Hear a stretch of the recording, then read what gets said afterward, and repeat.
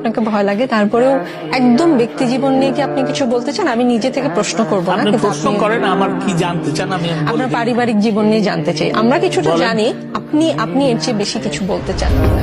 আমি 1987 সালে ডিসেম্বরের 18 তারিখে বিয়ে করি।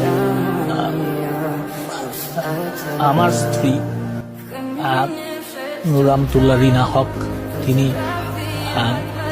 2রা জানুয়ারি 1991 সালে 1 জানুয়ারিতে অ্যাক্সিডেন্ট হয়, কার অ্যাক্সিডেন্ট। 2রা জানুয়ারি 1991 সালে 2:45 ইন্তেকাল করে।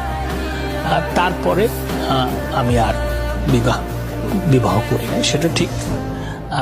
আমাদের কোনো সন্তান নাই, সেটাও ঠিক। আমি 3 বছর 14 দিন বিবাহিত ছিলাম, আর এখন বিপদমিত। আমি বারবারই একটা কথা বলে যাই, আমি আপনাদের সন্তান। আমি ভুল ত্রুটি করতে পারি, কিন্তু সন্তানকে আপনারা যেইভাবে মাফ করে দেন, আমাকেও সেইভাবে মাফ করে দিয়ে